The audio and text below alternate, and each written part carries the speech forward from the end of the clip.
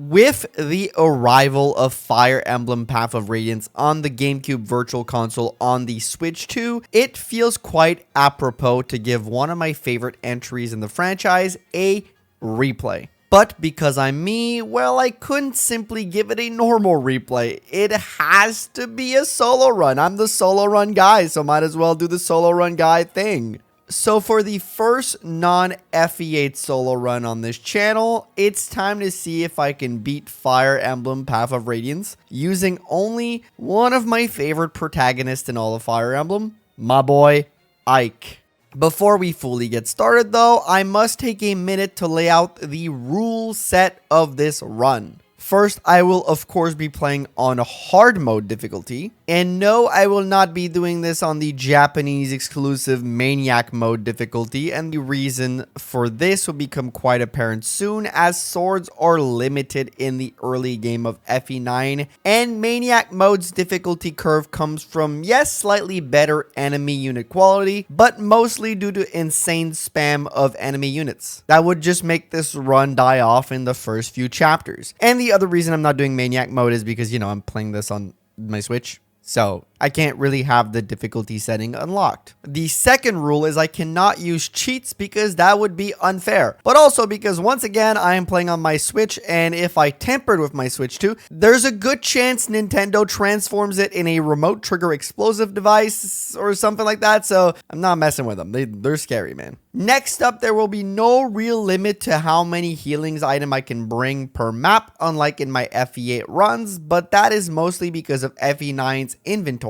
It works a little differently than FE8. It allows you to have 4 weapon slots and 4 item slots, which means that bringing multiple items is kind of part of this game's design philosophy, but also because you can't access the convoy mid-map with Ike like you can in FE8, you can't do any healing abuse in this game. So filling your 4 slots with Vulnerary isn't as bad as being able to infinitely heal like I would be able to do in FE8. I'm not allowed to use any bonus experience I get on maps to overinflate my level. Every single point of XP must be gained on the map itself. The final rule will be that I am not allowed to use the Forge, as it can allow me to craft some pretty OP weapons. That could trivialize the challenge of this run, given that funds are quite close to unlimited in these types of run, as you can sell all items you're not using, so the Forge is banned. And that's about it for the rules. Let's get to talking about Ike and how he will function in this real quick. First things first, some of you may be confused as to why I currently do not have a full inventory of iron swords, and that is because I am playing this on the Switch 2 to celebrate its re-release on that console. And it seems that the 4 sword feature, or glitch, whatever you want to call it, isn't available here because the version on the NSO I'm currently playing is the European version of the game, or international version, where the glitch wasn't present. For those who don't know, in the American version, and I believe that is the only version this glitch is available in, if you skip the Visit House tutorial, the game freaks out and gives you 4 iron swords instead of 1. But here, for some reason, this doesn't work. So I'd like to know if they patch it out or if it's just because I don't have the American version. So if you're American, tell me below in the comment if it still works in the US version. Anyways, I will only have a single iron sword to begin, which means that weapon use management is going to be somewhat an issue for the first few maps. Since in FE9 there is no on-map shops or armory that are available, all of the buying and selling happens in the base camp menu, and the shops are only unlocked around chapter 8. So managing the inventory is kind of the first big challenge of this run, and also the reason we can't do Maniac mode as said earlier. Also, the fact that I'm playing this on Switch 2 means that all the sped up footage you're seeing right now is done in post-production. I had to play this on normal speed. It was pretty long. FE9 is known for being a slow game, and in terms of its animation and just overall things moving around. So yeah, this was a challenge to do for my mental sanity. All right, now we can finally truly talk about Ike, who is going to be the lord of this game, so unsurprisingly, he will have some of the worst bases in the game. This isn't a dig at Ike, it's just how lords tend to start in Fire Emblem. His stats aren't bad, you know, it's just a very normal stat spread for a lord, but regardless of that, it'll be pretty easy to train him, as most of the early game enemies will be axe units, so Ike has a pretty good matchup against them thanks to his weapon triangle advantage. where it's important to zoom in on Ike is with his growths, since they will inform what we can expect for this run. First off, on paper, it looks pretty decent for Bjorks. And this distinction is quite important because Lagu's units in this game have very inflated growths to make up for the fact that they don't promote. So when I refer to a specific growth being below or above average, I'm excluding the Lagus as they inflate the averages a lot. And also they function quite differently as units, so they're kind of their own categories. But I think strength at 50%, speed at 55%, defense and resistance both at 40% growth. Ike has a slightly above growth in those for sure. And those are not bad stats at all to excel in, especially in this type of challenge. And you may think that a 50% in skill is pretty decent too, and in a vacuum, I would agree with you. But within the context of FE9, 50% in skill is quite average for that stat. Like Gautry, who is a knight, has a 55% skill growth. When looking at FE9 skill growth overall, they are pretty good, generally speaking. And I think this has to do with skills being a part of this game, and most of them have an activation based on skill. So to make those skills valuable, well, you needed a generally higher growths in that. But maybe that wasn't the design philosophy at all. Let me know in the comments if I'm wrong. Luck and magic will be where Ike looks the weakest overall, but he won't need magic much. You'll need it a little bit for some of the ranged swords, but either way, 20% for a non-magic unit isn't awful, to be honest. It's decent enough, and just luck will be probably his weakest stat. So honestly, he's looking pretty damn good overall, I would say. As you may have been seeing in the background, we'll run into some slight issues on chapter 1 since Ike hasn't gotten any levels under his belt yet, and since we have to stop Boyd, Oscar, and Titania from getting involved, we need to place Ike in unfavorable positions, making him take on a lot of attacks with no tiles that give him an increase in defense or avoid to help out. And you'll see that unlike in the GBA games, in FE9 those are rarer in variety, with thickets and heal bushes being the main two you'll encounter, but also rarer in placement, meaning we'll be able to rely a lot less on them, especially outside of the early game. I think in the early game, there's a few maps where they're present enough that you can use them for that. But in a lot of the later stages, you'll just kind of have to face tank things, but we'll get to that then and there. Another slight annoyance with FE9 is that they remove the battle forecast from the fight, meaning that on enemy phase, you never really know what are the odds of you getting hit or the damage you'll end up taking. So it kind of becomes a guessing game and a hoping game. So it's just something we'll have to deal with, I guess. But back to the map. We'll have to reset a few times as the first two houses of the game are quite important. The one near spawn provides a steel sword, which is good for extra damage, but also for our aforementioned weapon usage problem. So we need to grab every sword we can get. And the second village actually has a seraph robe that gives the user +7 in HP. So getting that early is important as it's a lot of functional bulk for Ike. But again, this map is filled with bandits, so they'll want to destroy those houses. And there is a specific bandit who seems to not care about combat like at all. He just wants to destroy the angelic robe house, and that's all he really wants to do. So much so that when I do end up being able to block the path to the house, he doesn't reroute for the second house. Nope. He just kind of stands there beside us, hoping we'll move, but, you know, I won't. So, yeah, we'll be able to just kill him easily and then get that angelic robe house. But it took me a few tries to figure out the routing to be able to block him. You do have to get a little lucky on the dodges, but it's not that hard to do. The other thing I'll have to watch for on this map, and all the early maps for that matter, is that I haven't given myself a hard and fast rule about healing items. I can bring a maximum of 4 per map due to my inventory constraints, but the overall healing, much like my weapon inventory being limited until the shops are unlocked in a few chapters, means that I can't just start chugging vulneraries willy-nilly. In case I need them a little further on a harder map, I have to manage my usage appropriately, so I'm going to try to think of ways to not use them if I can. because I didn't do any test runs before this. I haven't played Path of Radiance in like a year and a half, so I don't remember everything well. At times, you will see me take the more careful approach, even though it might not be the fastest approach. But outside of that, this map will be pretty figured out, as most enemies will just kind of go for Ike, even if Titania is in range, opting to go for Ike instead because he is the easier target. So it's easy to keep those extra units outside of combat, and Ike can finally finish the map and get on to the next map. He will get a Iron Sword drop here from one of the Myrmidons, so that's going to be an extra weapon for those early maps.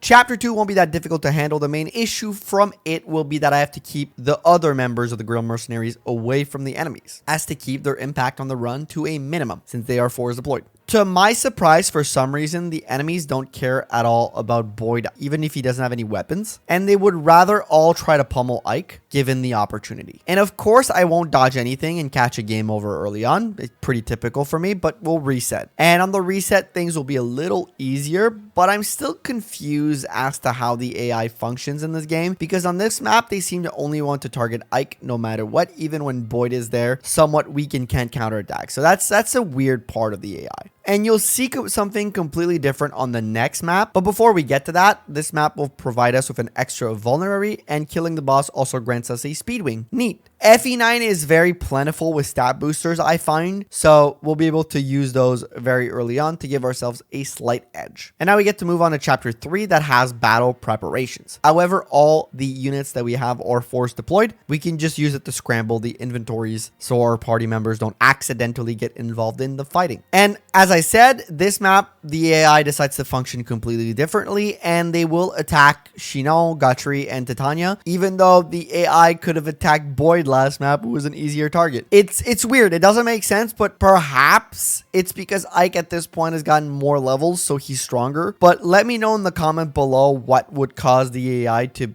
act this weirdly. But this will make this map quite easy, unfortunately. But even if they weren't there, it wouldn't have been much of an issue or challenge, if you ask me. It is a kill the boss map, so we will head for him. But outside of that, this map will give us an early elixir, which is great. But also the elixir here is the only one we'll get for some time, as they are only available in the shop starting at chapter 28, at least on a hard mode, that is. And only a handful of units will show up with them in their inventory. And this is a fact I wasn't aware of while doing the run, so you might see me at time be somewhat liberal with my uses of that one elixir, because I kept expecting them to show up at some point or another, but I was wrong.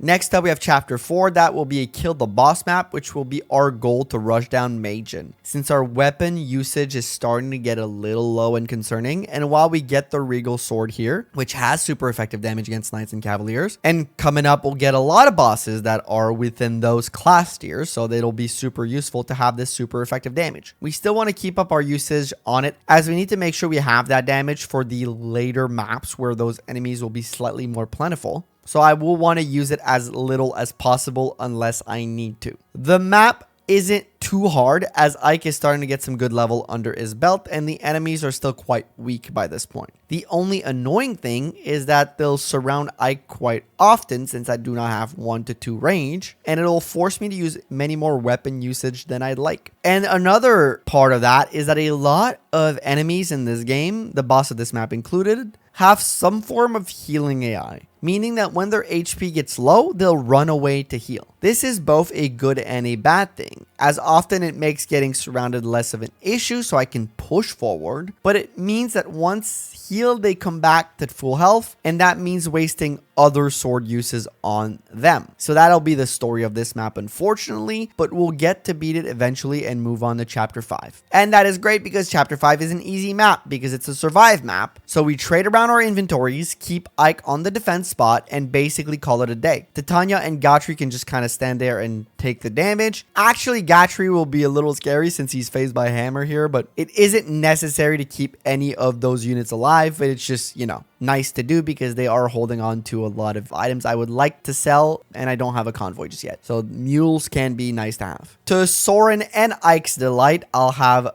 Soren be rescued by Ike, so he'll be able to hold on very closely to his boyfriend. How cute. But this map won't be too hard. There will be an unexpected death because I couldn't get him to the bushes quickly enough, and that is with Shinon, who will unfortunately die. But you know what? It's not that unfortunate because fuck Shinon. He can actually die. I don't really care about him. Definitely one of the worst people in this game. I hate that guy. So I guess bye-bye, Shino. Bye-bye. And if you've played the game, you know why I hate that guy specifically. Unlike Null, I'd say that he actually deserves the hate. So yeah, it is what it is. Moving on. We finished the map. We could have gotten an Iron Blade and an Ashura icon on this map, but that would have required killing the boss and probably would have used up more weapon usage than the Iron Blade can provide, so it wasn't worth it. So we move on. All right, now there's Chapter 6, which does have one of my favorite mechanics in the game, and I think that's what makes FE9 so special to me. There are a few maps with these kind of quirky mechanics that are quite fun to play through for the first time or even on subsequent playthroughs to try different things. And on this map, the quirk is that if you stick to the woods, the enemies will not be triggered at all, as you're technically hiding and they don't know you're there. They only start moving and reinforcements start showing up once you burst out of the woods. And that's exactly what I'll be doing here. I'll be walking all the way to the left side bridge and running forward as far as I can. This allows me to quickly get to the boss and quickly take care of this map before there's too many units I have to fight. And it allows me to save on those very, very important weapon usage. And I get to kill the boss with a sweet looking crit, which, by the way, while most animations, in my opinion, in FE9 are really, really boring, I would probably even say it's like one of its weakest elements of the game. The crits and skill animations, for the most part, look really good. I tend to really like those. So yeah, just a quick little tangent aside. Either way, following this map, we'll have 17 uses left on the Regal Blade and no other sword left, which is why I said earlier that Maniac mode would have been impossible, simply due to enemy spam being insane in that mode. And I'm sure I could have had a more conservative approach to the weapon usage and saved a lot more, but I think that would require very careful planning to do so. And if you know anything about me, I don't plan these runs. I just vibe them out and figure them out on the spot, which is what I think makes them more interesting. But luckily, Chapter 7 will be our savior as we get to steal Mia's slim sword and her iron sword, and then she will die. Sorry, Mia. It had to be done. Furthermore, we'll get the armor slayer from the chest room and we'll be holed up in there and let the reinforcement run towards us. This is a round map, so everybody needs to die. So just like let the first round come to you and then clear out what's left afterwards. The armor slayer you'll see will be favored over the Regal Blade because I think the Regal Blade is a better weapon. So we'll keep it for when the game gets harder while we'll use the armor slayer here to, you know, kill the knights and anything else that we need weapon usage to kill. We'll also see the death of Gautry here. He's part of the reinforcements, but won't be able to hold out long because I will be taking my time and turtling on this map, unfortunately. But yeah, we lose out on a few pieces of equipment I could sell later, but it is what it is. We will miss out on the miracle scroll. Unfortunately, there's no real way to save it unless you rush those thieves down, but it did not feel sustainable to grab it without causing a lot of issues for me. And now following this, we'll have access to the shop with the base camp being unlocked. No more fear of running out of weapon usage, so that part is cleared. Chapter 8 following that will be very easy. It's another map of wait and defend 8 turns, so that's gonna go by fast since I'll just have Ike stand on that one spot and yeah, just kind of survive. It's a healing tile, kind of like a throne, and it just kind of, you know, he just sits there, and he's hit level 20 recently, so he's really good. On the topic of Ike's level 20, as Chapter 9 plays behind us in the background, and I'll have put the Lagoos in halt mode as they are ally units, so I do have some level of control on them. Can't stop them from fighting back, but I can stop them from going to cause havoc and clearing the map for me. It wouldn't be against the rules to let them do that, but I have some agency here, unlike green units like Marcia will just show up and do whatever. It's nice that Tellius has this tiny distinction, so you can kind of play around with it, but it's a fun little addition to these games that we're going to use here. But back to Ike's level 20. If you look at his stats versus his averages, we can see that Ike is experiencing some ups and some downs, but mostly ups, so that's positive. So his HP's at 40, which is nice, but he did get a Seraph's robe, so that means technically he's average, so, you know, good, we like that. Where he will truly shine is with 2 points over in strength, 3 points over in luck, and 2 points over in defense. So that's really good. His speed isn't half bad either, being 19, considering the speed wing he got that is average, but average is good. We like that. Where the downs happen are in his skill, which is 3 points below average, and same thing for his resistance. So that's not great. Luckily, while those are pretty big gaps, Ike uses swords, which tend to have a good hit rate usually. So 13 skill for that is plenty in my book. Where this is going to hurt is less crit chance, but that's always up to luck, so it's not major. Resistance being low is slightly worse because later in the run we're bound to run into some more formidable magic opponents, but still it's not that bad as Ike is not a resistance stalwart either way despite his half decent growths, so those enemies are always going to be a slight problem, averages or not. And we'll get a chance to make the resistance better on this map because we can grab a talismans from the house way in the back. However, you do have to rush to get there since on turn 5, pirates will spawn all the way back there, very close to the house, and destroy it. And here you'll start to see the game starting to simplify going forward. While each map going forward has things that are interesting in their design for a couple maps, we'll see things slightly simplify as Ike is quite well ahead in levels currently. So the one-on-one combat won't be too challenging in these next few maps, but don't worry, it'll pick up soon again. Where the challenge will lie here is understanding map mechanics and movement, and chapter 10 is the perfect example of that. This map might have one of my favorite mechanic in all of FE, and I don't know if it's been replicated in another game, but I personally don't think I've encountered something like this in any other Fire Emblem game. There is an element of stealth gameplay incorporated in this map. It has a low amount of enemies deployed, but if you end your turn in the vision range of any of the soldiers patrolling or try to break any of the cell doors, it will trigger an alarm. And that alarm will trigger rounds of reinforcements and the map getting slightly more difficult. But you can avoid this extra fighting by opening doors with keys or thieves and avoiding the patrols entirely. That means ending your turn outside of the range. For the purpose of this run, we will only need to avoid the patrol, which makes the map for the most part easy, but it is really fun to move around and try to figure out their patterns. In a normal run, if you manage to do it without getting detected, you will get bonus experience. So that's very cool. And I really wish this kind of design would be re-implemented in Fire Emblem going forward for a couple maps here and there sometimes. It's a nice little novelty thing. This map also has a ton of chests, but for the purpose of our run, we'll do only a single stop, and that is the boss room, since for some reason the archers in that room and the boss himself don't trigger any reinforcements. That part is weird, but we'll grab the counter scroll from one of the chests and gain access to the counter skill, which isn't a great skill. It deals back half of the damage you've been dealt to the attacker. But in these kind of runs, any sort of resources like that can sometimes come in weirdly handy. So since it isn't that big of a detour, I'll pick it up. By the way, the keys I currently have are all from chapter 7, since we only used one on that map and you get a total of 4. So using keys intelligently will be important if you want specific skills or weapons. Next up, we have chapter 11, which is an arrive map, meaning that we have to get to the designated spot. So we'll try to avoid fighting as much as possible and kind of beeline it there to save some time. But as we do that, we will want to grab the Draco shield from the bottom house. As you know, +2 defense is nice. And I'll also get an extra item from the base conversations. We'll be given a free Lagoon Slayer sword, which isn't immediately useful, but might be useful later. As you see me make my path through this, I would like to touch on a feature of FE9 that might be unfamiliar to GBA FE gamers, who are probably my main audience on this channel. But on the last map, we could have picked up a statue frag, which is this game's equivalent to a body ring, raising the user's constitution by 2 points. But I didn't do that. And for those wondering why I didn't do that, because constitution is usually really good to get, in FE9, that stat functions very differently. Basically, the only use I know for constitution is to be able to rescue and to shove. It has no more instances on weapon weight, since strength has taken that additional role. Back in GBA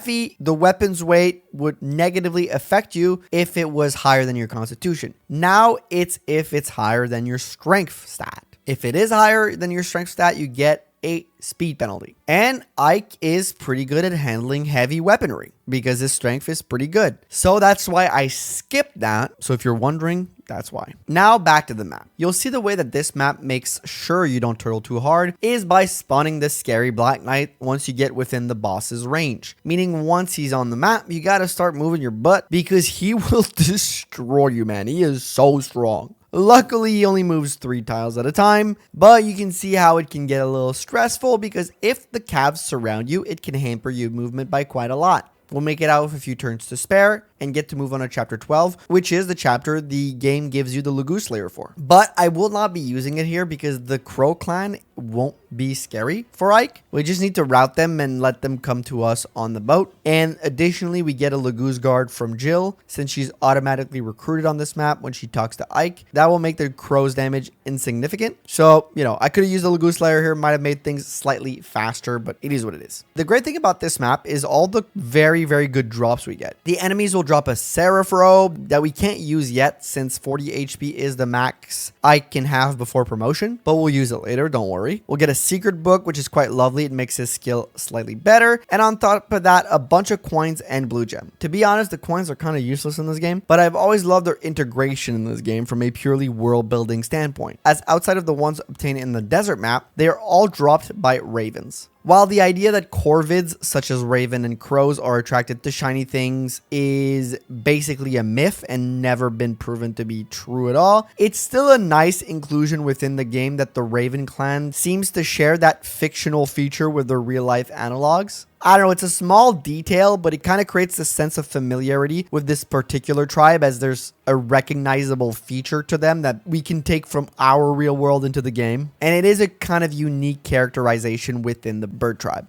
I digress. They drop a lot of shiny things on this map and it's neat, okay? The next chapter is another boat chapter filled with stat boosters and even an occult scroll, which gives Ike his best skill once promoted. But unfortunately, we'll get none of those items this time around, as this map is another defend map, and if any enemies makes it to the position, you get a game over. So I'll just have to stand there and wait. I will waste a lot of time fighting this time around, unfortunately, because I thought that perhaps there was a world where I could grab those items, so I equipped Ike with all his swords. But near the end of the map, every enemy starts rushing the position, so I did waste a lot of time with fighting rounds after fighting rounds after fighting rounds. But it is what it is. The map ends, we move on to the next chapter, and the objective is to kill the boss here. So my main goal is to do that. However, I will want to grab a few houses first. Well, that is, of course, after we kill Makalov. So, bye-bye, Makalov. 2 bye-byes in one video? Who is it? Chino or Makalov? Bye-bye, Makalov. Bye-bye. Astra deserves better than him anyway, so who cares? Like the video if you agree with my take on that. You should like the video regardless. It helps me out a lot. Please, thank you, thank you, thank you. Anyways, he gets us a red gem, so that's good, which is nice for the economy. But honestly, we're doing really well on that front, so it's not that important. The most important part is we get the secret book and the Vantage scroll from the 2 house all the way up top. Vantage will allow us to attack before the enemy on enemy phase, which won't be useful right away, but you'll see that in a few maps it will be useful. The only caveat here is that you have to let the Spirit Dust village go, because if you pick that one up first, the bandit that's near that one will reroute and turn for the other 2 houses, and you won't really be able to catch up to him since the cows will just block your way. So losing that +2 in magic is crucial to get a decent skill and a +2 in your skill stat. And anyways, the magic isn't crucial. It'll help with a couple of long-range swords we get later, but like it really isn't as important as the other 2 things. And then we'll kill the boss and call it a map. And it's desert map time. And it's a very early desert map, which is nice because we get early boots. That's what that means. Yay. It's also the map I should have pulled out the Lagoon Slayer, but I didn't do it. I was still scared that something ahead would be scarier, but it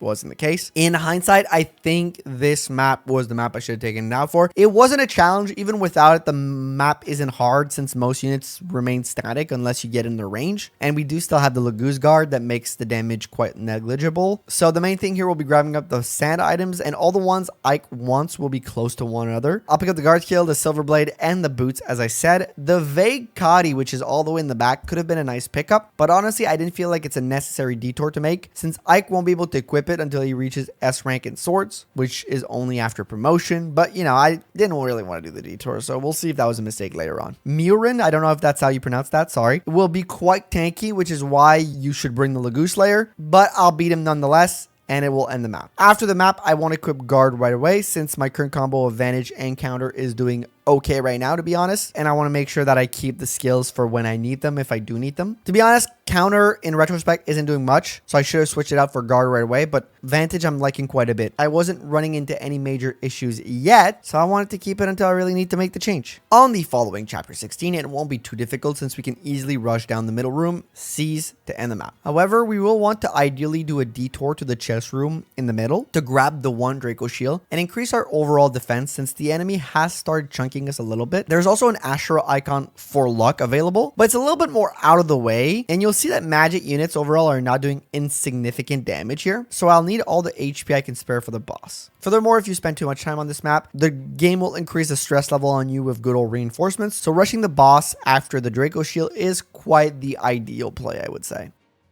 So here we are about to enter the gauntlet that is chapter 17. Good news, once we beat this 4-part map, Ike gets a promo, and that's amazing. We are starting to need it as enemy damage has started catching up to our defense blessed Ike. Also, we barely hurt armored units now without the regal sword, so we need the promo. But I digress. The bad news though is that we have to beat 4 stages on this map, and it's not going to be a walk in the park. Also, hindsight is 2020, but this is the map you want to do a quick second save before you clear out the first stage. Because once you've cleared out one stage and you saved over the last one, there's no really going back. So if you've made a mistake, if you need to change something, if you need to adjust something, you can't go back. Let's just take a quick random example. Let's say you forgot to equip the guard skill over the useless counter skill, and you would be stuck later needing the guard skill. Well, you couldn't do that because you saved over your save. This is not foreshadowing. Anyways, the first 2 parts aren't hard at all. First one is a route clear, which isn't too tough overall, but you'll see that Ike's damage is starting to falter a little bit here. And we're not getting quick kills on enemies as much as we used to. Part 2 is an arrive map where you can cut through swamplands, which will slow down unit movement a lot, but luckily we got the boot, so Ike has greater movement and can move through those easily. Now, where things start getting spicy is part 3. For the last 2 parts of this, our skill and speed will be critically hampered, as going forward, Ike has to hold on to Lian, or however you pronounce this, meaning that his survivability will be very questionable for the next 2 map, since his speed is now halved. And there is no way to drop her or pass her off to another unit that you could maybe reinforce. No, you have to hold on to her with Ike. The first part is the survive map, which is 10 turns long. So you kind of just have to suffer through it all. And it wouldn't be too bad if it were only physical attacks, since Ike is still pretty tanky generally, especially since there's a few thickets on this map you can just stand on and kind of go hide in the corner a little bit. But the main issue here is that this map has quite a few magic units. And this is where having battle forecast shown during the combat would be very useful, because it's hard to know their hit rate. But it must be high enough since I'm getting hit quite often and Ike's resistance isn't fantastic. Well, it's going to matter quite a bit. Suffice to say, game overs here will be quite frequent. Even when going for the thickets, it's still not going to be enough to dodge reliably. So how do I handle this? At first, I'll be quite persistent with the thicket strategy, but it simply won't work. Given that the wind tome, at least we know, has a 70% accuracy on me. I won't be able to out-heal the damage I'll be taking, so usually it'll lead to a game over within 8 to 7 turns. The main issue here is that Ike is still doing quite a bit of damage, so he is forcing a lot of rounds of fighting, which in turn will allow more space for the many mages to get close enough to attack. And if too many of them attack, well, it's really hard for Ike to out-heal his problems. I could discard all my weapons, but that would be unwise for part 4. Yes, I could always reinforce new weapons in, but I do need my Regal Blade probably on the next map for a few of the enemies there. So discarding my weapons seems like a last resort strategy. After yet another game over, it is clear that the best play is to stay away from the magic units for as many turns as possible. And I get an idea. The best way to do that will be to use the swamp tiles to my advantage. They don't give any advantages in terms of avoid and defense, but I have way better movement than every other unit on this map. So I'll have to try to run around in circles to get the least amount of fighting possible. And if I do have a mage fight me, make it at least a thunder one or a fire one, as their hit rate is slightly worse than the wind one. So after going down and attracting a bunch of enemies around that little choke point where the trees are, I will then proceed to just walk as far up within the swamp tiles as possible. Again, thanks to the movements from the boots, we do way better in those than the enemies. And that will allow me to put as much space between me and the enemies as possible, gaining me some very important turns where I will see minimal combat. I'll spend any downtime I have healing, but the advantage we get here is quite nice since the calves can't canter out of the swamps, and a lot of units, because of the reduced movements, can't walk out to get healed by the priest because there's such a big circle around me. They don't have enough movement tiles left to get back out once I've healed them. So they kind of just stand within that range, which means less rounds of combat. And that means that the mages take more time to be able to fight Ike. Additionally, when units do get close enough to fight in melee range, Ike has Vantage, which triggers most of the time, so he'll tend to attack before them. So that means that if they're hurt a little bit, I get to avoid their damage entirely and kill them before they can attack me. And it's especially useful when the mages get in melee range. So I can safely heal, and on the second round of combat when they are damaged, I don't have to worry about healing or killing a high damage enemy like the mage. I can safely heal on my turn, knowing that on the enemy phase, I'll get to attack first and take care of my problem, thanks to Vantage. So this is a good use of that skill. And eventually with this strategy, I gain enough time to survive the 10 turns and move on to part 4 of chapter 17. And you may think we're out of trouble. Well, no, because part 4 will be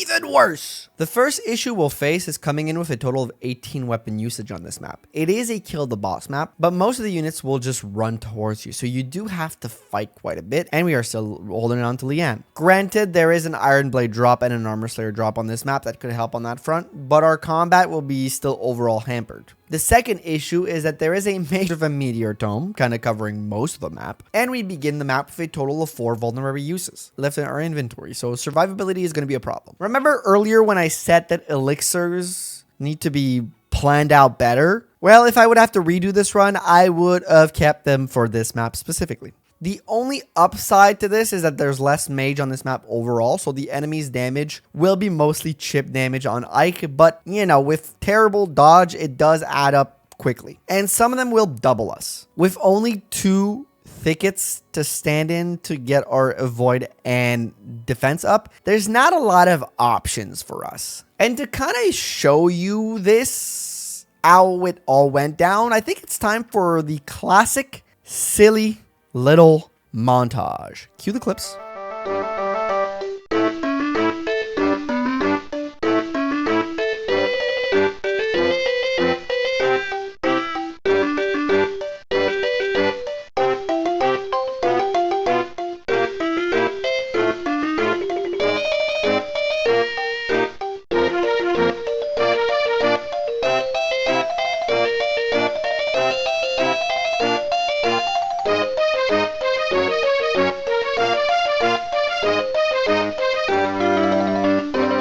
That's about 2 to 3 hours of my life right there. I was starting to believe it might be impossible. Well, at least with the way I'm currently built. You see, as I said earlier, if somebody wouldn't have forgotten to do a second save, could have rebooted, gave myself some better skill with guard, perhaps, or given myself more healing items as I came in with the Laguz guard and didn't have 4 slots of vulneraries when I started this. I kind of shit the bed in how I set up for this. So if I had done a second save, then there was a few options for me to beat this in a better way. However, when it comes to weapon usage, which is a problem on this map, I think no matter what I did, I was going to run out on this map, even if I only brought Iron Sword. So running out of good inventory here is kind of par for the course here. So here, what you'll see me do, and what you may have seen, is that I will allow the reinforcement mechanic. I will be bringing Jill out, not to fight, but simply to up me on vulneraries and swords, and then I'll get her out of the way. Unfortunately, I don't think there was any other way to do this than to use that mechanic on this map to just get me more stuff, but it is what it is. It does happen. The one issue here actually is that she will die because I have to give her the Laguz guard to exchange for more vulneraries, and she dies with it. So that means that it's lost. So that's kind of bad. But you know what? If it's the price I have to pay for my mistake of poorly planning, I'll live with that.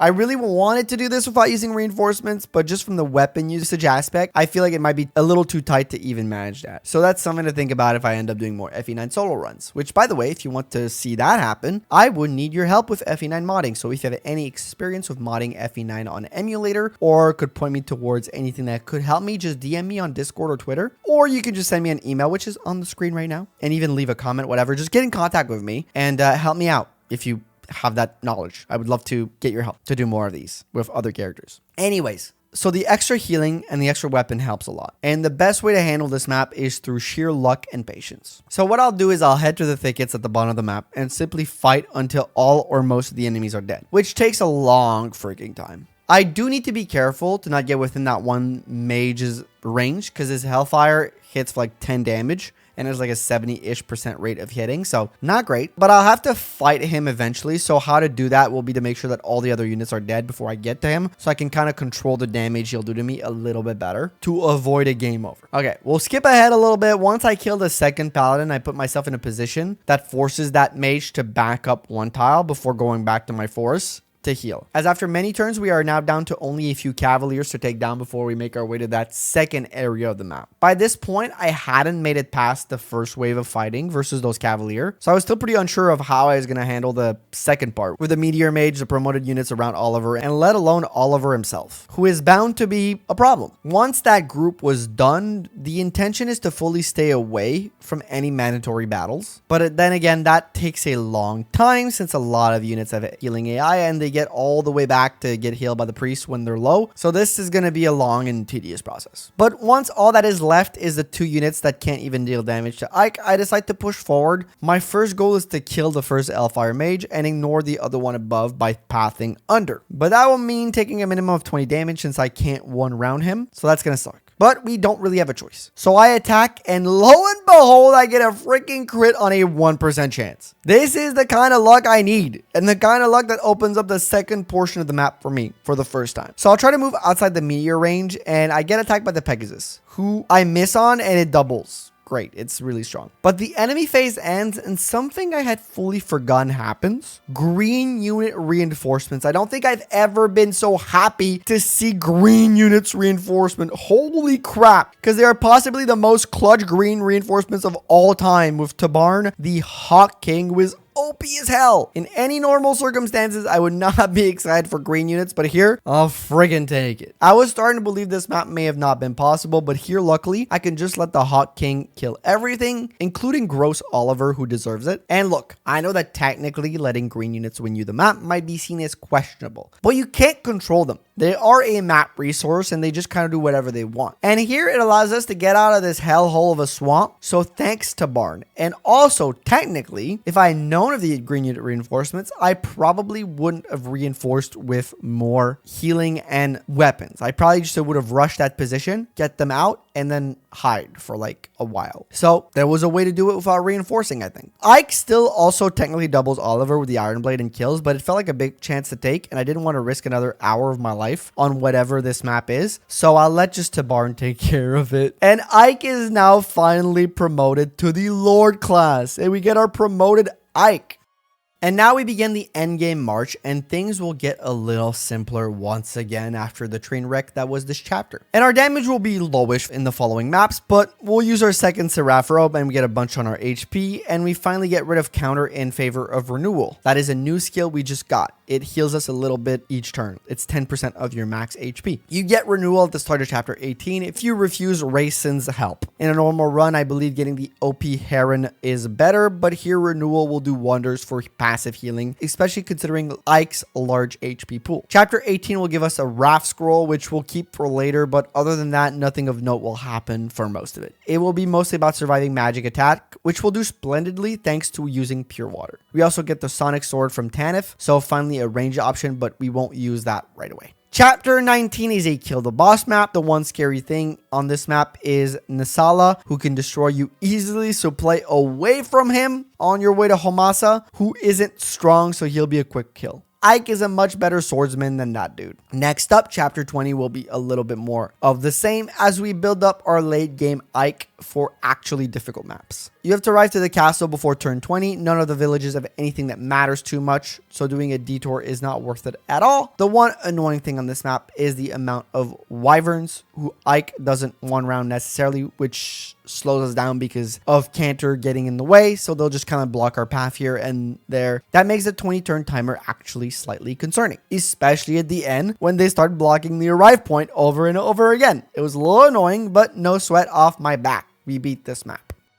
Chapter 21 is a pain and takes forever. First issue is that there are 3 different sleep staves that will slow me down tremendously. Pure waters will help sleep not hit as much, but I do get hit by the 3rd sleep from the 1st bishop, which doesn't put me in too much danger as the enemies around are quite weak and not many of them can attack at once, since I end up falling asleep on the bridge. But that almost ended up harming me more than anything else, since I didn't realize that sleep works slightly different in FE9 than it does in GBA Fire Emblem, which is what I'm most familiar with. And since I can't see any forecast on the screen, I didn't realize that when you're asleep in FE9, your avoid is set to 0, meaning that your odds of dodging will be just bad. And still not knowing that information, I will throw myself in the range of 2 sleeps. Luckily, I'll dodge both, as a few seconds earlier, I did use a pure water. This map will have a few interesting drops in chest items, so I kind of want to get those fast. But I only have a single key left, so I have to pick what I want the most. The Brave Sword will be out of question, as the thief will make his way to the room before me and just straight up steal it. Since I need to recruit Torreno first, since he is holding on to the previously mentioned occult scroll that will give Ike access to his OP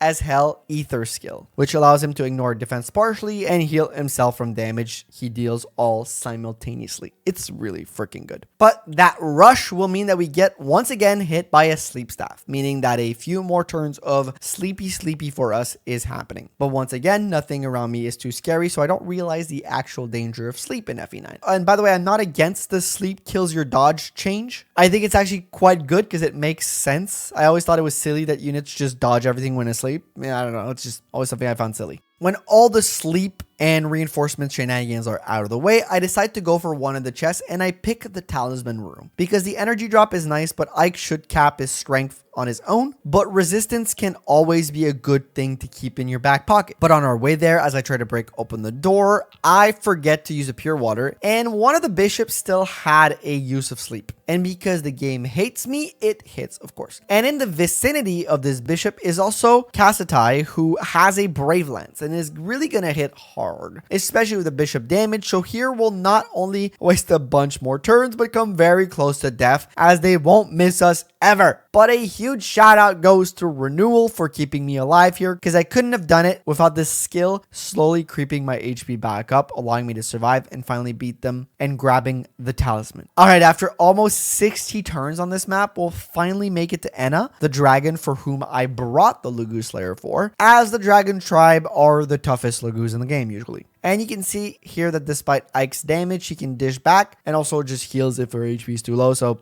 you know, we'll have to enemy phase to beat her. But we do eventually end up beating her thanks to enemy phasing. And yeah, we move on to the next map. Next up, chapter 22 isn't tough to follow suit. Normally the challenge here is to work around the priests, keeping them alive, shoving them out of the way so you can get the Ashra staff. But here I don't need it at all. So I can just kill the holy men and walk through and then, you know, kill the boss to end the map. This may have been a terrible war crime, but I didn't need the Ashra staff, so just moving on. There is a spirit dust available in one of the chests on the side rooms here, but it's a big detour and I want to do this fast, so we're just gonna zoom past on this map. So moving on to the infamous chapter 23.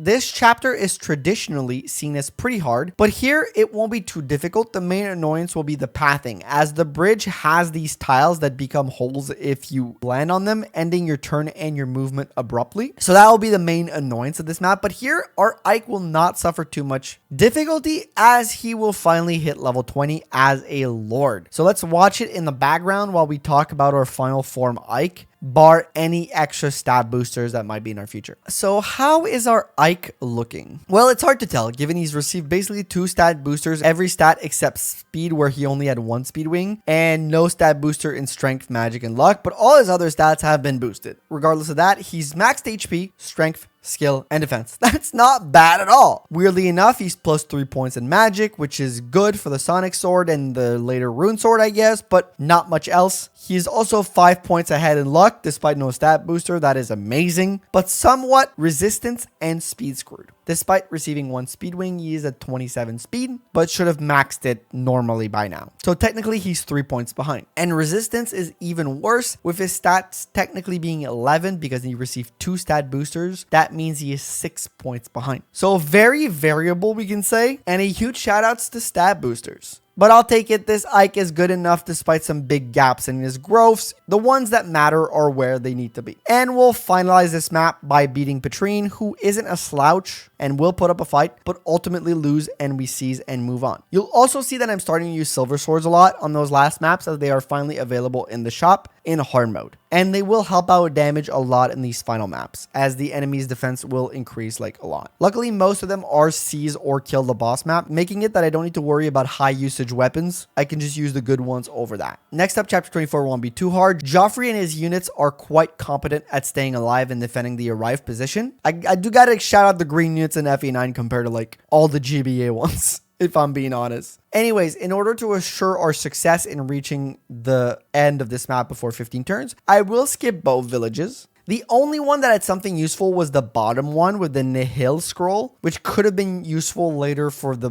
end game, but I wasn't confident that with the amount of enemies around that position that I could end up visiting it and still get to the end point in time. So I decided to forego that entirely. On the topic of skill, you'll see that I finally switched to the Aether skill, as most of the enemies are starting to hit harder, so you kind of like having the higher renewal of healing from soul, but also you get the sweet animation on display, which is always a nice plus. While the overall animation work in FE9 isn't the best, at least most sprite and the general art direction looks pretty good in my opinion. By the way, just a quick aside I want to do, because Ike in the Lord class looks pretty awesome in my opinion. Either way, I digress. This map will be completed without a hitch, and additionally, thanks to Julia that we recruit also, we'll get a new Laguz guard, so that replaces the one lost from before, which will be interesting to get on the final map, as the feral ones are starting to do some damage and are no joke, even with Ike's defense. Chapter 29 following will also be quite easy. It's the one with the boulders, which was always an interesting map in FE9. Personally, kind of always liked it. I don't know how the wider community feels about it, but always was an interesting concept to me. Here, it's easy to kill everything. The only annoying thing is that the boss keeps running away to heal. Ike keeps getting him to 2 HP, and then he runs away to get to the bishop to get healed. So I kind of just have to keep him for last and kill everything first. So let me just roll some rocks on top of them for fun, I guess. Yeah, it's a pretty inconsequential map, but it's fun. It's fun to push boulders. Thumbs up on this map for boulders. Following that, chapter 26 won't be a huge problem too. Just have to rush down Bertram to kill him and get his rune sword. The biggest challenge here is moving Elincia back and forth so she doesn't get attacked or killed by the enemies. But yeah, that's about it. This one with silver sword, Ike just runs through these fools. We are very much inching closer and closer to the end game, and Ike is not having that many issues since chapter 17, if I'm being honest. With a few close calls, but overall, this whole thing is looking pretty good to me. Part 1 of chapter 27 will be a little bit more of the same, but this map will be really slow. And I ignore all the chests here, which is a slight mistake, as there are chest keys here I could pick up, and a resolve scroll, which in all honesty is the only thing that is slightly worth it, and I should have made the detour to grab it, as it can have some implications for the final map, but we'll get to talk about that in a minute.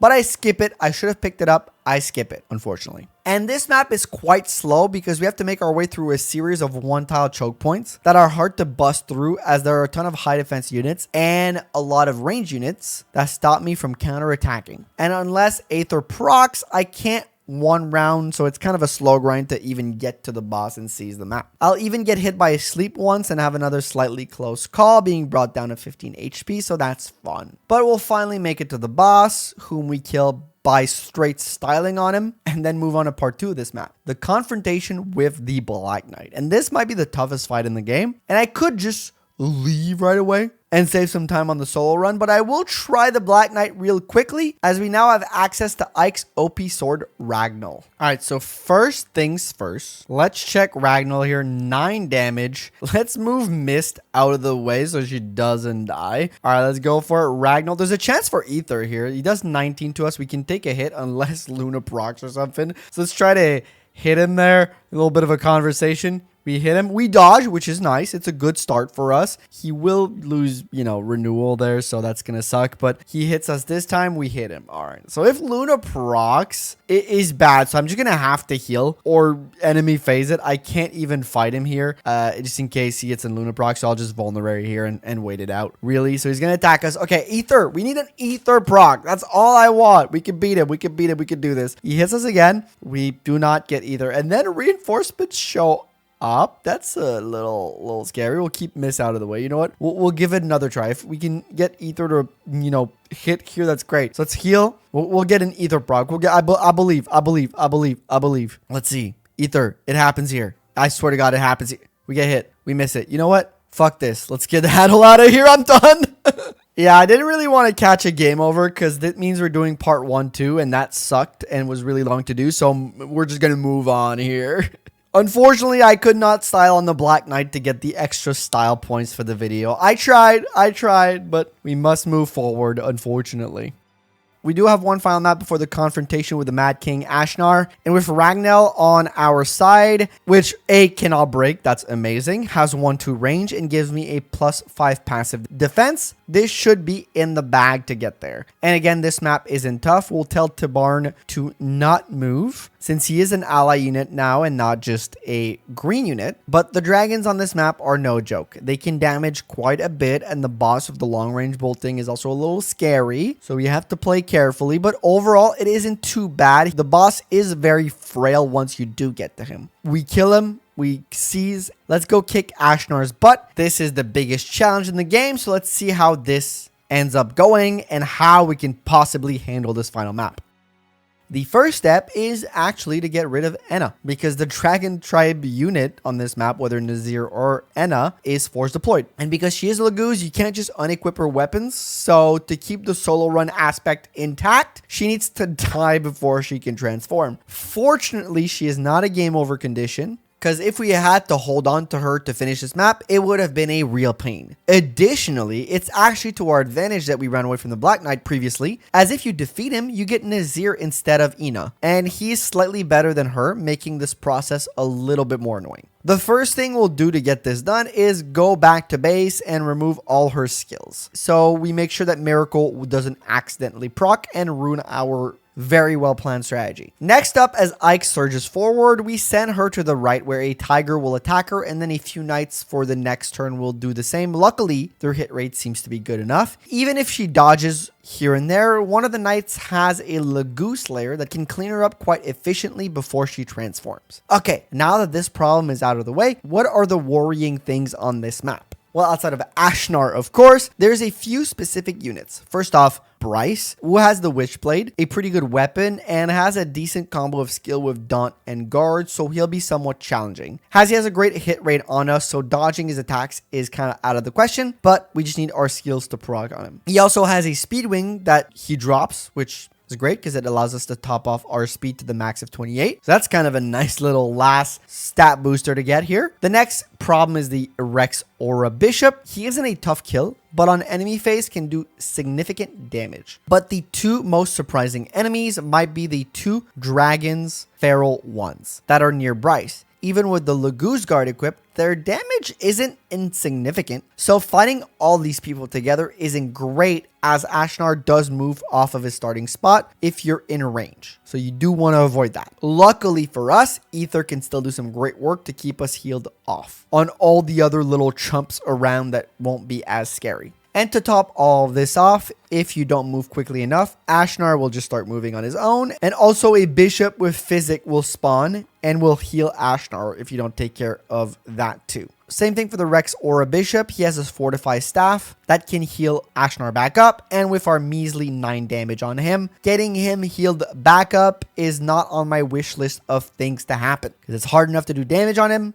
It's not push our luck by having to fight through healing on top of that. And you'll see that in our first real attempt where I just kind of rush things down, Ike will perish to one of the dragons. So clearly fighting this whole group together is not the play. So this is clearly not as easy as the previous maps leading up to this point. But this would be a challenge run without a little bit of pushback. So when observing this map, there isn't a ton of environmental features to take advantage of. There are a few thickets near where the challenging enemies are that can grant us a little bit of extra avoid and defense. So this might be where we want to make our final stand. So this is exactly what I'll do here, and the first part will go well. We'll be able to clear most of the enemies, and Ashnard will then run towards us. The one issue here is that the reinforcements show up, and there is the physics bishop on the map, which means healing is available to our enemies. I'll still fight in hopes he doesn't have a healing AI, and he'll just fight to the death, hopefully. Luckily for us, when he attacks us, we proc Ether and heal, so that's neat. And he's down to about half health. We're going to enemy phase him again to be safe. And another Ether proc. Let's go! Unfortunately, this boss has 2 phases, and it ain't gonna be the end of the fight. So it's not gonna be easy to take this big boy down. The main problem with phase 2 Ashnard for us, other than that massive 80 HP stat, is that he also gets a strength boost, meaning that even when standing on the thicket that ups our defense by 1 point, he now 2-shots us, unless we heal. So we can't really risk fighting on player phase that much. And because his HP stat is now bigger, his renewal skill will heal him for 8 now, since it's based off of 10% of your max HP. And we do about 9 damage with no doubling. So using my grade 1 math here, I can surmise that we essentially do 1 damage point per hit. Unless Aether procs. So let's hope for that to happen. All right, first attack. No Aether procs. All right, second attack. Let's see here. No Aether proc. Third time has to be the charm, right? Nope. Nope, it's not. Nope, it's not. All right, attempt 4. Better this time, hopefully. You know, fourth time should work. Nope, still doesn't work. You know what? Number 5 seems like a good number. 5 is round. It's a very nice round number. Nope. Nope. Not on number 5 either.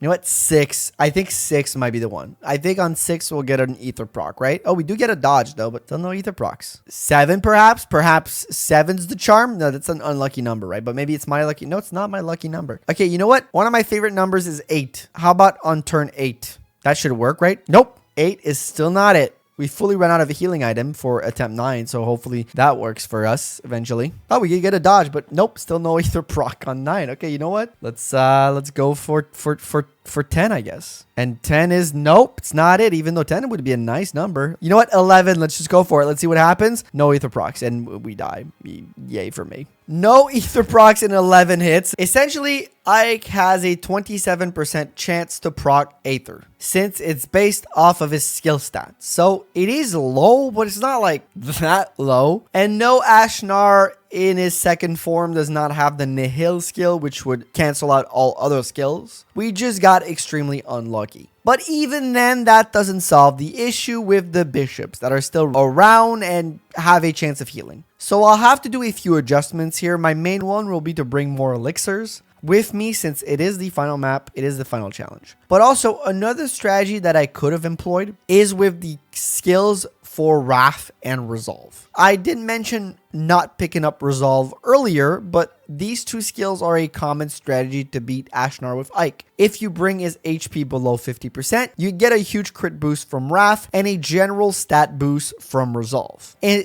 allowing you to essentially nuke everything close to Ike. The one caveat here, again, is I forgot to pick up Resolve earlier. So I can't rely on that, and I have to rely on the less accurate method of using Aether, which does work, but is a lot less accurate. So just keep in mind there's other ways around this. Also, a quick aside on Ashnard, if I were to try to do solo runs of other units outside of the Dragon Tribe and Laguz Royals, Ashnard is immune to all other damage outside of Ragnell and the ones I just mentioned. So any other solo runs in this game is technically impossible on paper. But maybe there's a way around with modding to maybe remove his blessing or give Ragnell access to everyone. You know, we could figure it out. If you know anything you can help me, let me know, as I said earlier. But we'll figure all of that out later. Let's finish this off, shall we? We've been here for long enough.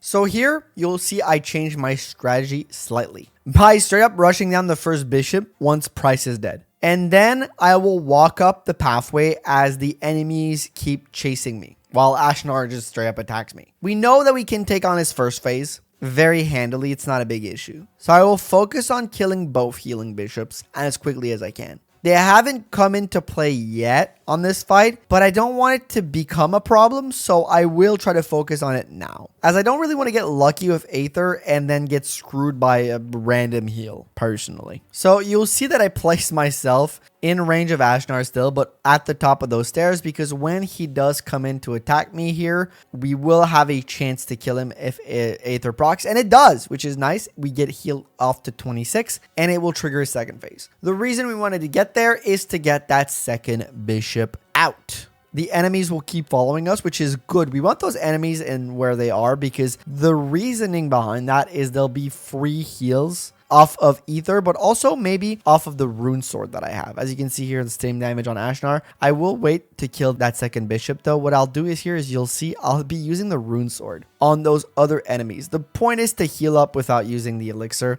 here and get all the way back up before eventually killing the bishop. So the rune sword will finally come in handy as it has a healing property. All right, so Ashnard will come in and attack us here. He will hit us. He will do no damage with the rune sword, of course. And now I'll skip ahead a little bit. So once the second bishop is dead, the healing issue will be over. Ashnard comes to attack us. We now have the Ragnell in hand. We can now hit him. He hits us and Ether procs. That's almost half of his HP. That is huge. We are fully healed up, or almost fully healed up. We're at 38 anyways. The point is that we can survive one of his hits. No, we're not fully healed up, but we can survive one of his hits, which means that we can start walking back towards the previously mentioned thickets that we hold up in that first attempt. So we'll start making our way back. We can now hurt him, but unfortunately, you know, we're still at 31 HP because these other units hit us. We'll use one of the elixirs, get back to 60, and walk back towards that area. Still, again, keeping some of those enemy units away from us. Ashnard will attack us. He will hit, but we get a second Aether proc. Last time we got 0 on 11 hits, and now we're 2 and 2. That's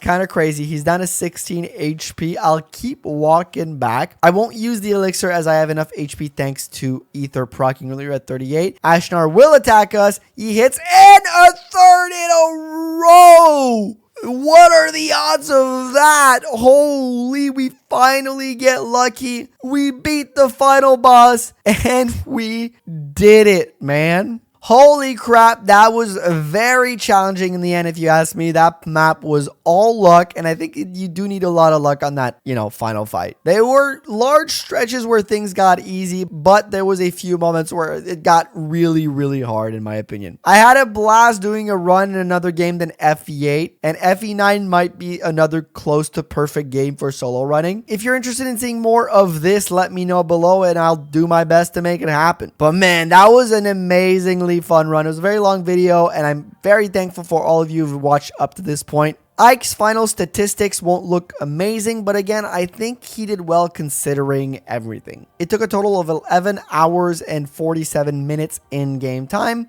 but the real life time was more like 20 hours, so that was significant. But almost 12 hours of in-game time with a total of 505 turns. So it's hard to tell if that's good or bad, but I guess we need more units for the sake of comparison. With a couple of maps lasting over 60 turns, I can see a few places where I could have saved time personally. If I were to do this again, I think we could shave down a few maps in terms of difficulty and in terms of turns overall. It's not perfect, but it does answer the question of this video. Yes, you can beat FE9 using only Ike. Thank you all for watching. Don't forget to DM me if you can help with FE9 modding and teach me a thing or two to hopefully make this a series. I'd like to give a huge shout out to all my members and Twitch sub for the continued support. And a special shout out goes to my tier 2 and 3 sub members here on YouTube. Those being Brawler456, Forgotten Fox, Hirame, Case, The Wolfman, Storm Eagle CH, Stylish, A Grumpy Bear, Reploid, Ymare, L Bunker, and Master of Eevee. Thank you all for the support. If you want to become a member, check out the join button below. It helps out the channel tremendously. And on that note, thank you all for watching. I'll see you all in the next one. Bye-bye.